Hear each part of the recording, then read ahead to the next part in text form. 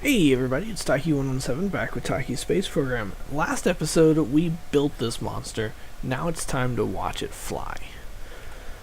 Now, since this is going into orbit, I don't have to worry about, inclination or anything. It just has to make orbit, which, honestly, I have no idea if it's going to do. I don't know how this is going to fly, I've never flown this rocket before. And I've made no provision for Kerbal safety, so if this thing crashes, these two Kerbals probably aren't going to survive. They will unfortunately be the first casualties of the space program. So, launching in 10, 9, 8, 7, 6, 5, 4, 3, 2, 1. Ignition and liftoff. We have cleared the tower. Oh good, we are already pointing in the correct direction, so a roll maneuver is not needed. We are, however, going to make our standard gravity turn. And hope for the best, really. Now, of course, before deorbiting this lab, I will evacuate the Kerbals and bring them back to Earth so that, I don't accidentally kill them. So far, this rocket actually seems to be doing pretty good. Again, not worried about orbital inclination or anything like that. At this point, I'm simply worried about getting to orbit. This is currently the largest payload I've launched in this series. So at point surface prograde. It is not the heaviest thing I've launched. Actually, it might be. It might be the heaviest thing. But it's certainly the physically largest thing I've launched. So those of you that have been following along, make note. This rocket is actually doing really well. I am going to speed up the gravity turn just a little bit. I like to be at about 45 degrees by 10 kilometers. I'm overshooting that a little. The main reason for that thumb rule is it provides a nice gradual turn. And the rocket just kind of takes care of everything else on its own.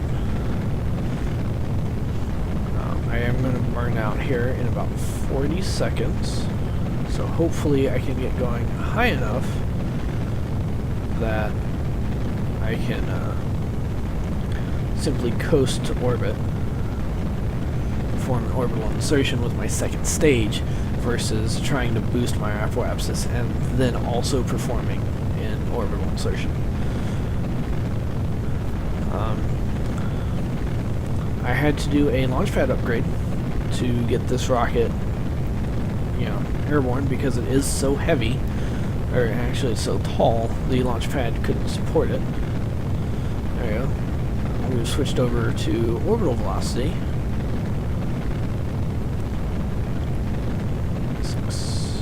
100 kilometers. That is beautiful. I'm just going to let this first stage burn out. And we are going to hold until we clear the atmosphere.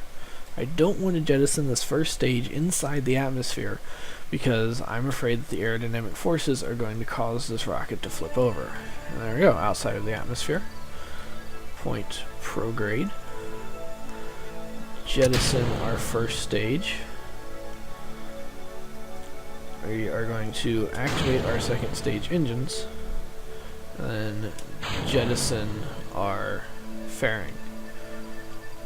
Look at that. Uh-oh. Oh dear, I have made a horrible, horrible mistake. So, in jettisoning the fairings, I accidentally jettisoned my completely full second stage. So, hopefully, circularizing this orbit takes less than 687 meters a second delta V. Unfortunately, it takes 803.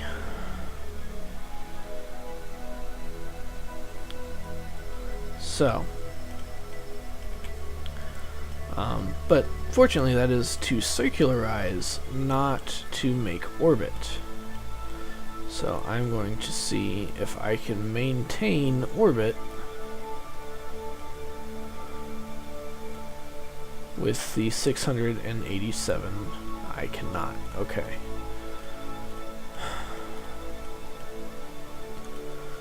So these Kerbals are in fact going to perish, unfortunately.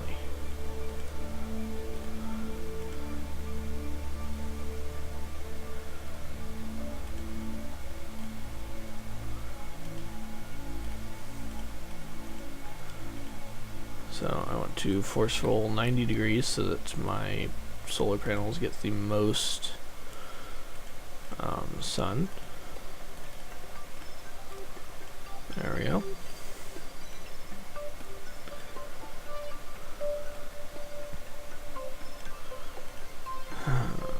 Can I...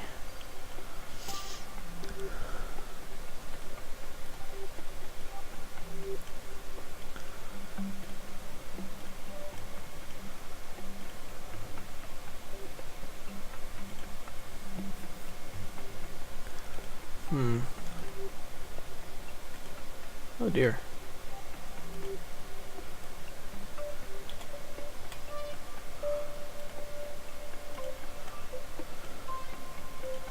It's kind of cool.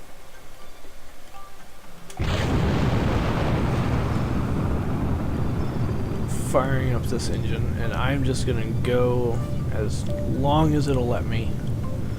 Hopefully I can get a couple of orbits out of this so that I can send up a refueler. Fortunately, this thing does have a docking port. I can send a refueling ship up, dock with this, give it some more fuel, and finish out my burn. Fortunately, I might be docking. I'm going to have to dock in a single orbit. Less than a single orbit. If I can even make... if I can even make it out of the atmosphere, because if I can't make it, and that's it, that's all she wrote. So unfortunately these Kerbals are going to pay the ultimate price for a staging error, but beyond that, did this have everything? Yes. All I needed to do was make orbit, and I failed to do that. The good news is, I would have had enough delta V. I only need another 117 meters a second.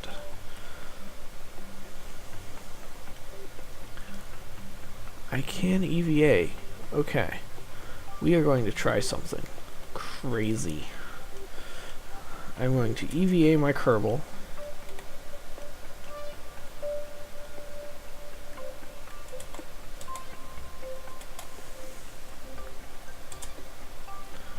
I'm going to run him to the back of the spacecraft.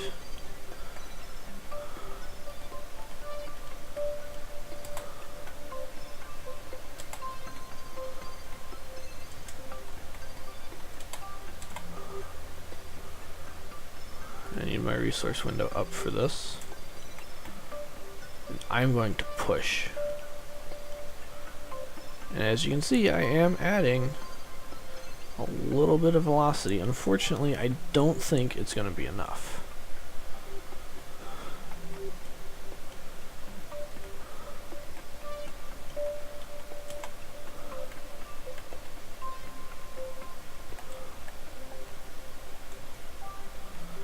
And my spacecraft is also now spinning. So, probably not the best idea.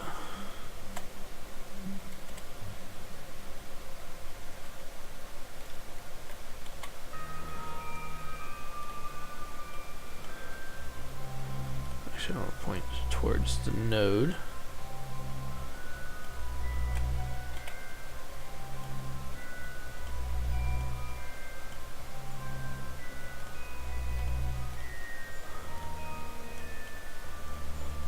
So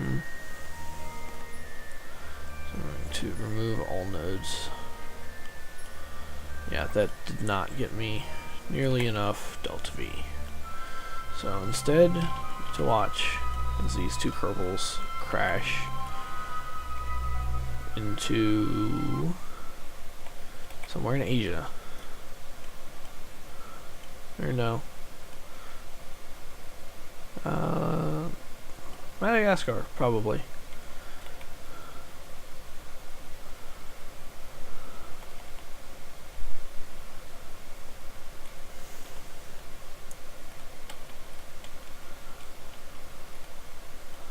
So we are now falling, tumbling end over end. I do not have any remaining fuel in my final stage, and there's just simply not enough time to rescue these kerbals. So we will watch as they fall from the heavens. This is a sad day indeed.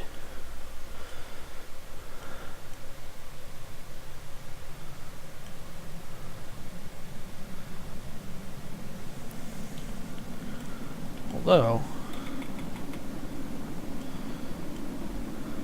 let's see if I can transfer crew.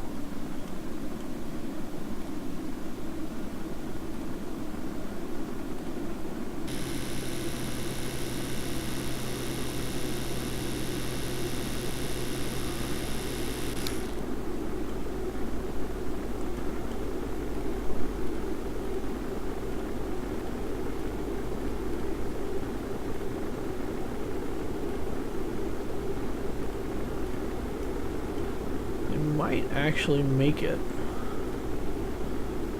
What I am going to do is I'm going to transfer them to the farthest hitchhiker container. I'm going to point surface velocity negative. Since apparently I do maintain control, what I'm hoping is a process called lithobraking is going to take over. I'm also going to open those up. Oh, I've lost connection. Okay. So, lithobraking is a process of using the rocket to absorb the impact. What I'm actually hoping for is that the engine will come down first, and each subsequent explosion will slow the rocket down, will slow each other piece down far enough that this crew module survives. There's no guarantee it will work, especially coming down over land at almost 300 meters a second, and nope, they have been obliterated. Did anything survive? No, nothing survived. So, came down on the island of Madagascar.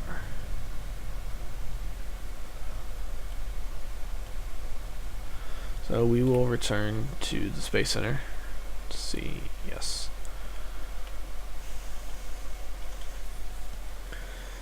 And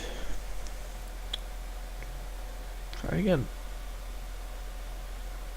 The important part is I need 2 pilots. And unfortunately, those were my only 2 pilots. Good news is I can always hire more from the astronaut complex, but losing your first Kerbal really is, it's heartbreaking. You know, you work so hard and then nothing. So I have a pilot. Let's see, I'm gonna hire a couple pilots here.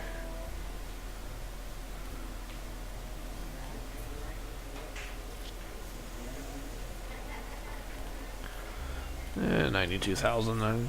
I should be able to make do with that at least for a little bit. So, see if I can do something right, huh? I am going to roll that out to the launch pad. Now this is, of course, going to the moon in support of my eventual moon landing.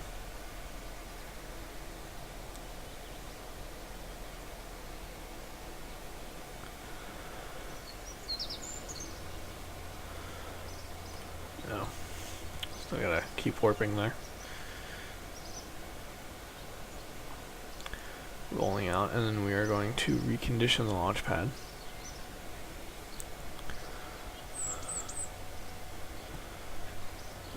There we go. So, hopefully this mission goes infinitely better than the last one. I have a feeling it will, because I've learned... With each mistake I make, I learn something. Like the last one, you know. That particular part that I used for the fairing jettisons the... not just the outer fairing, but also the fairing base, which I had forgotten. With this previous mission, I had accidentally activated the, or rather, I had activated the dish without regard to power consumption. I'm just going to warp around here.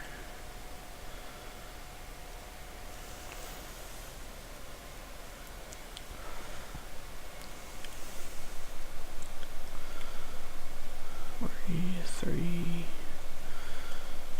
Again, this is just to... why am I not... This is just to get the correct alignment with the plane of the moon, so that we don't have to perform a plane change.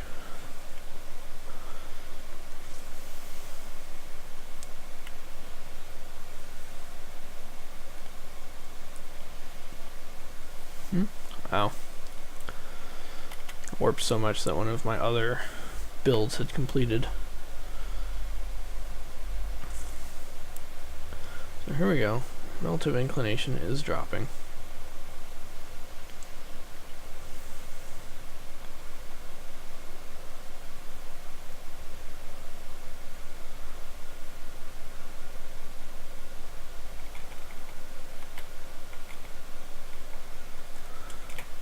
Alright. Launching in 3, 2, 1. Oop, that could have been bad. There we go. Ignition and liftoff, performing our roll maneuver.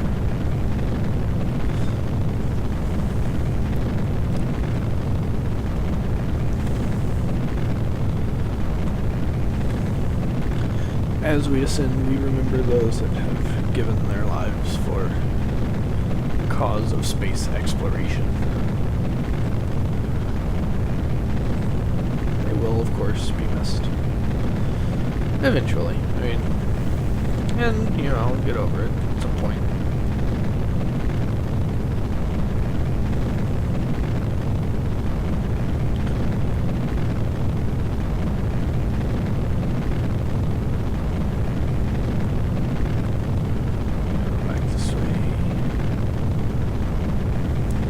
Again, I am still flying all of these rockets manually, and anything that happens, happens. You know, it is unfortunate that I did, in fact, lose those 2 Kerbals. But these things happen.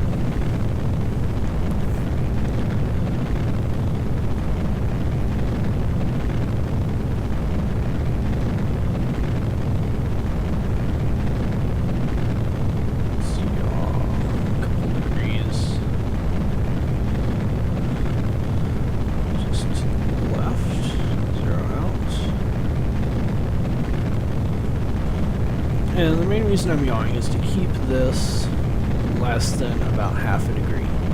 The closer it is to 0, the better off I am when I perform my transfer, but it is not strictly necessary. Looks like the staging got a little scrambled with this rocket.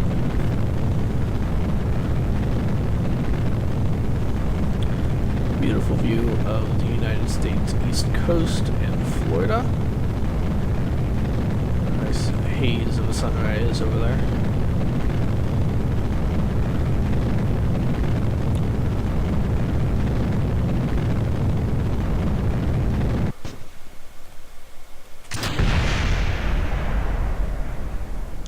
Ooh, did not mean to do that.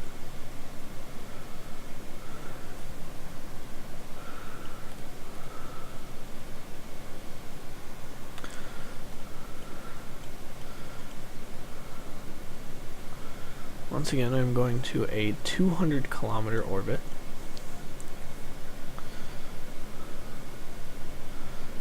That is a fairly standard parking orbit for communication satellites, at least for me. It's a nice, safe orbit.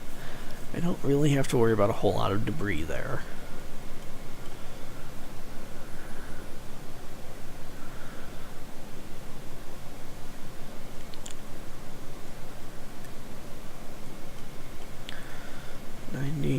And 200. Right as I hit the edge of the atmosphere. That was beautifully timed. Deploy my fairings. Extend my solar panels. Go ahead and activate my antenna if I can. Oh yeah, there we go.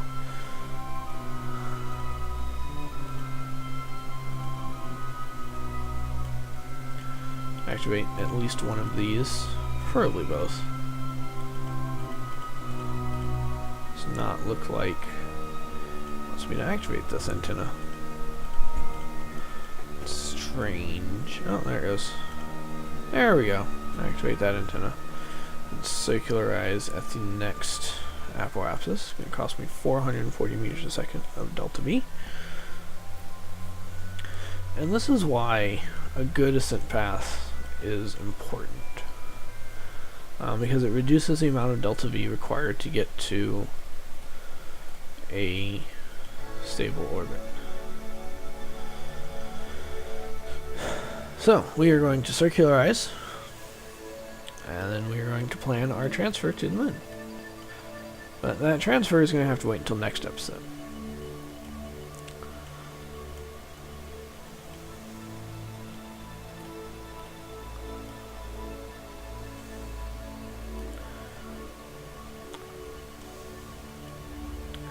Beautiful view of the Earth. The Terminator there, where night becomes day.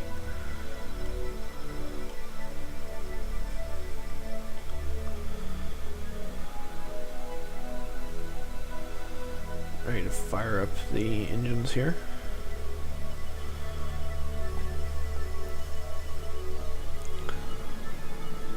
There we go.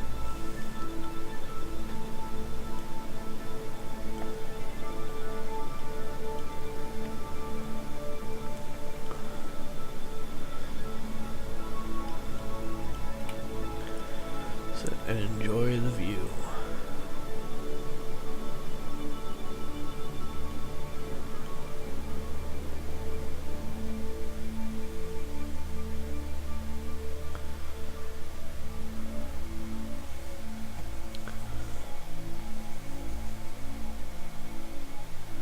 So that's all for this episode. Until next time, I'm Taki117, and remember, it's only rocket science.